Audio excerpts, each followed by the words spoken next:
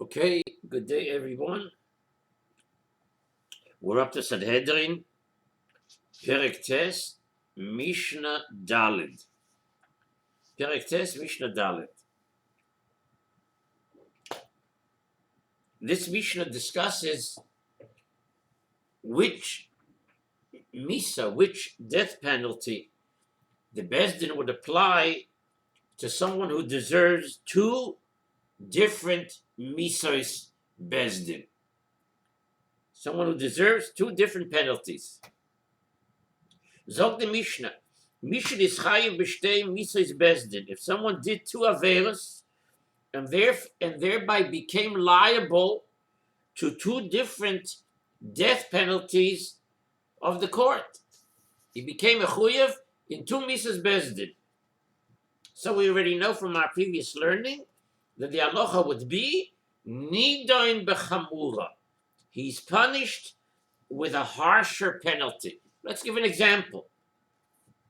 An example is if he cohabited with a married woman and he was sentenced to chenek, to strangling.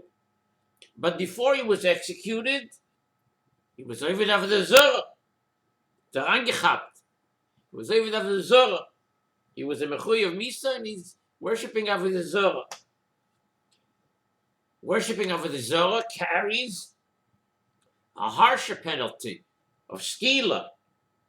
So it could have been thought that he is already considered a dead man, he's already considered a killed man because of his first conviction, and therefore he cannot be convicted again.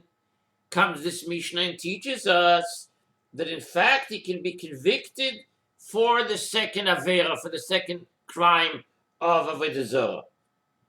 And so, in the example that we give, the court convicts him for Avodah Zorah, although this is his second sin, and he's put to death with skila take, with a penalty for idol worship, rather than with beheading, which is the avera for adultery. Because stoning, skila, as we've learned, is more chamur than chenek, than beheading.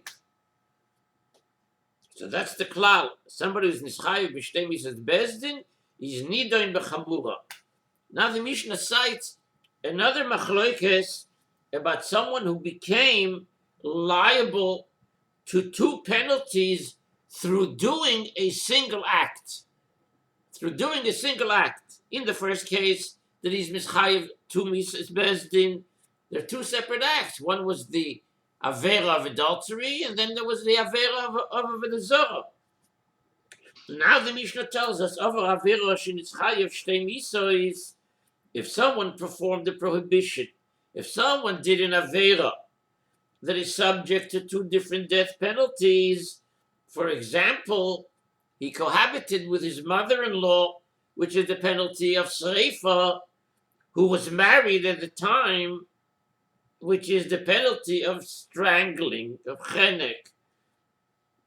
Zog the Mishnah, nidoin bechamura. He's punished with a harsher of the two penalties. He's punished with sreifa. And Rabbi Yossi disagrees. Rabbi Yossi oimer nidoin bezika rishona shabar alav. Rabbi Yossi says he's punished with a penalty for the first prohibition that applied to him. That is, he receives the oinesh for the prohibition that came first, even if it is lighter than the penalty for the prohibition that came subsequently. And therefore, if his mother-in-law was married at the time that he married her daughter, she was already prohibited to him and to all other men. She was an Eishes Ish, as a married woman, before she became prohibited to him as a mother-in-law.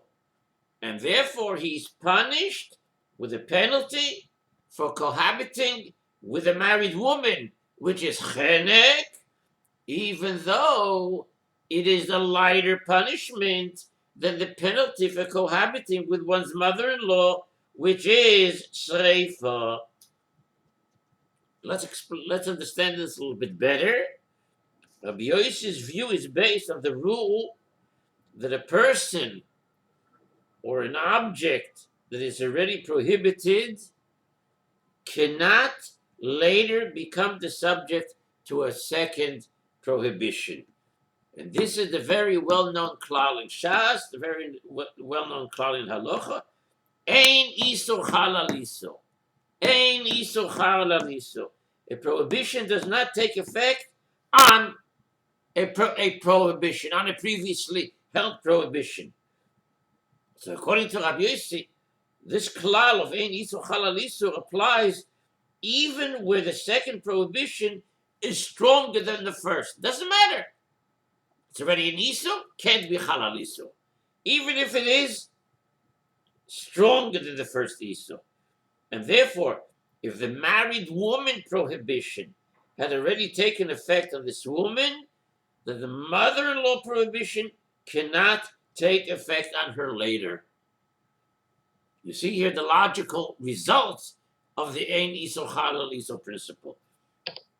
So as a result, if her son-in-law cohabits with her, he receives the penalty for violating the married woman prohibition,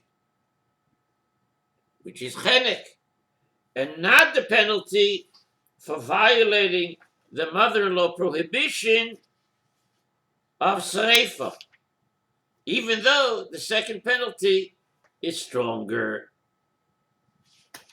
Okay, let's go weiter. Mishnah Hay. Mishnah Hay, we encounter a situation of cases where the Bezdin does not execute the convict, as we'll see in a minute. They don't execute him. They don't give him the Oynesh of Misa, but instead allow for him to die indirectly. How could that be? Misha Laka Vishana, says the Mishnah. If someone did an Avera that carries the Oynesh of Kores and Malchus, that is, he's punished min hashamayim with Kores unless the Bezdin punishes him with Malchus. What does that mean? How does that play out? If someone does any Avera that carries the penalty of Kores, but not Misa b'dei Shamayim, those are two separate things. And witnesses testify that he sinned after he was warned not to sin. So then the Bezdin gives him Malchus. Should he receive the Malchus and repent of his sin, so then he's not liable to Kores anymore. He has Kapora. He has Mechila. So again, having that in mind, Misha Laka Vishana. If someone did an Avera that carries the penalty of Kores and Malchus, that is, he's punished by heaven with Kores, unless the court punishes him with Malchus, and he taka received the Malchus, and then he did the Avera again, and received the Malchus again, he does not receive a third set of Malchus, should he do that Avera yet a third time. So what happens then? Says the Mishnah, Bezdin machnisim oisa lekipa. The Bezdin put him into a cell, put him into a lowly place, almost like we would compare to solitary confinement, where he's fed small amounts of bread and water, and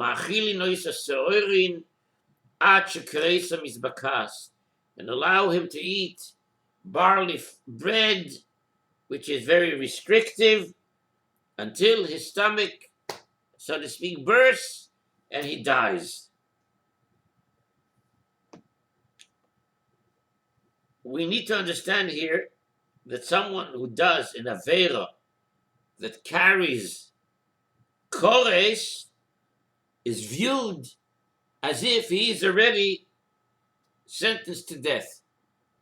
If someone is mechuyev Kores for a given Avera for which there is the oynish of Kores, Rachmana litzlan, such a person is viewed as though he has already been sentenced to death. He hasn't been sentenced to death, as it were, by the Bezdin Shilmata, but being that the Torah ascribes the oynish of Kores, so Kores means that he's nichras. If he's nichras means that he's already, as it were, sentenced to death.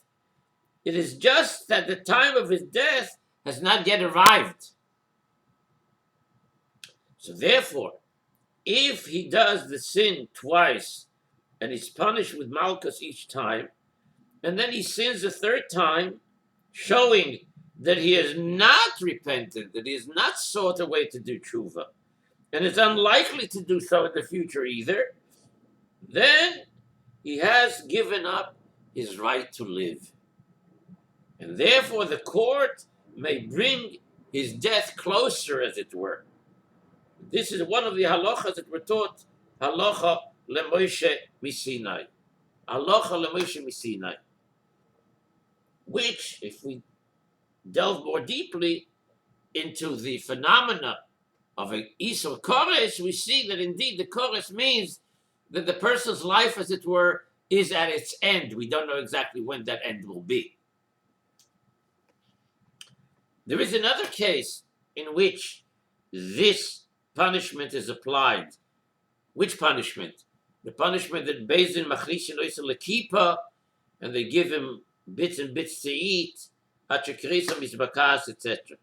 What is that case? What is that case? The case is a Hahoired Nefesh Shelo Be'edin.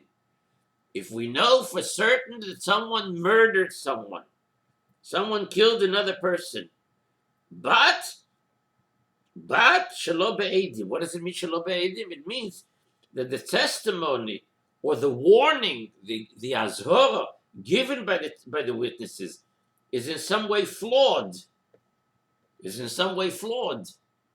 Which therefore makes it invalid. For example, the witnesses contradict each other in a detail that is not one of the details that is absolutely relevant to the Maaseh Avera itself, to the Maaseh Retzicha itself. So the Bezdin per se can't mete out the Oynish of Misa because there's some flaw. But we know there was a Maaseh Retzicha. We know the person was murdered. Then the Mishnah tells us this Chiddush that Machnisin Oisel Lekipa, the court is allowed to place him in a cell, and they feed him small amounts of bread, limited amounts of water, and then they feed him barley bread until he eventually, as it were, disintegrates. Now, let's understand this a little bit deeper. It's a very important yesod to understand. That should someone commit any capital offense, any offense for which there is a oynish of misa, Rachmana litzlan, so if the court cannot, if the Bezdin cannot put him to death, mete out the oynish of misa in the standard way, then he becomes completely exempt from the death penalty. It is only for the crime of murder that a Bezdin may bring the criminal's death about indirectly. Only in a Maaseh Retzicha. Only in the Oynish of Retzicha. Anything else for which a person may be Mechuyev Misa, if you can't do it 100%, you drop it. Why is that so? Because in other Averos which are Mechuyev Misa, even the most serious ones such as Avodah Zorah or incest and the like, they do not damage society per se in a way in which murder does. And therefore, we know that there was a Maaseh Retzicha. We know there was a Maaseh Retzicha. There is some sort of a minimal, minor flaw in the delivery of the Agodas Eidus. So therefore, we can't directly give him the Oynish Misa, and instead we use this method of Machlishin Oisel Kippah, Umachilin Oisel Lechem Tsar, Umayim Lachatz. Okay.